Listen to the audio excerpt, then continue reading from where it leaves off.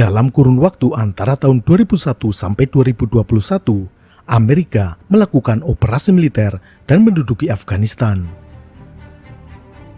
Selain itu, Amerika juga menerjunkan pasukan militernya di beberapa wilayah konflik, sebut saja Irak, Suriah, Ethiopia, Yaman, Libya, Georgia, dan lain-lain. Selama operasi militer tersebut, ribuan tentara Amerika tewas dalam pertempuran.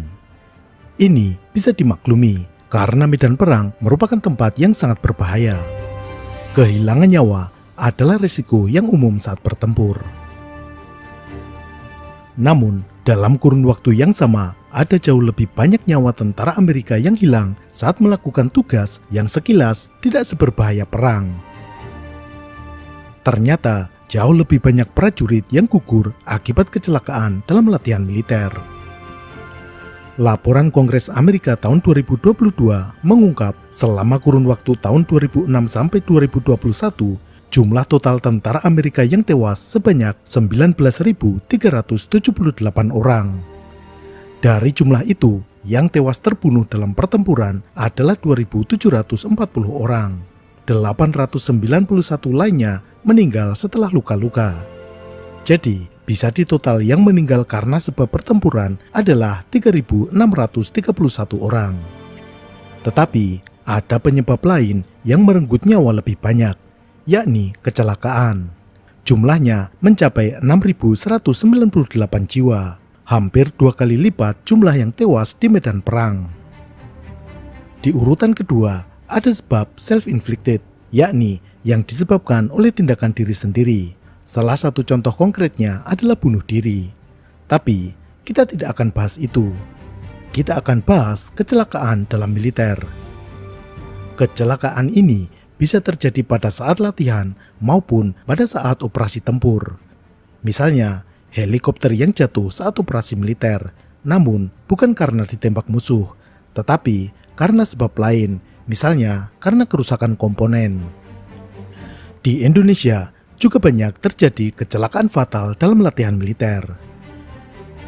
Meskipun kita belum menemukan data resminya secara nasional, namun ada data yang cakupannya lebih kecil.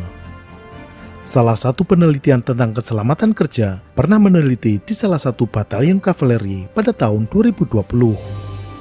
Dari jumlah personel 350 orang, selama kurun waktu 2017 sampai 2018, terdapat 20 prajurit yang mengalami kecelakaan saat latihan.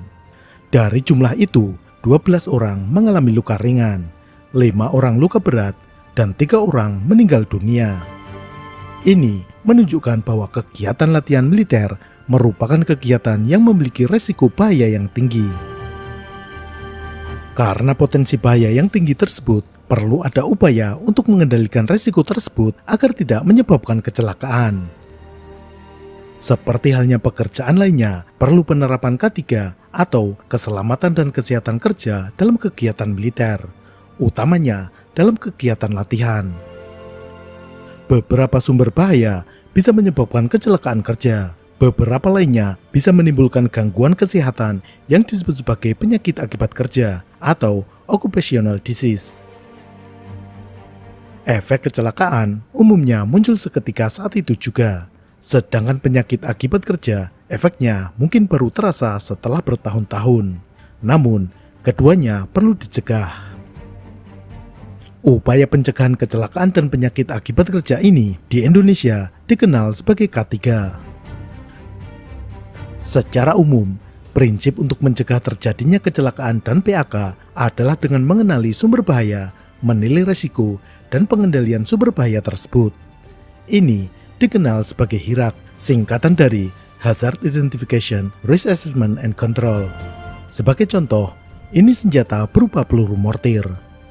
Hazard Identification atau identifikasi bahaya dari benda ini adalah bisa meledak dengan kekuatan yang mematikan. Resiko kecelakaan yang mungkin terjadi adalah jika peluru mortir ini meledak di tempat kita sendiri, bukan di tempat musuh. Maka, upaya kontrol atau pengendalian adalah memastikan peluru tersebut tidak mungkin bisa meledak sebelum ditembakkan. Peluru mortir hanya bisa meledak jika dipicu oleh komponen fuse. Dalam penyimpanan, fuse ditempatkan terpisah, baru dipasang sebelum ditembakkan. Fuse memiliki pengaman yang harus dicabut sebelum penembakan. Di dalam fuse terdapat mekanisme yang menggunakan inersia. Mekanisme itu baru aktif saat peluru mortir mendapat dorongan secara tiba-tiba yang sangat cepat. Ini terjadi pada saat proses penembakan. Jadi, peluru mortir baru bisa meledak setelah ditembakkan. Tidak akan meledak hanya karena jatuh saat dibawa.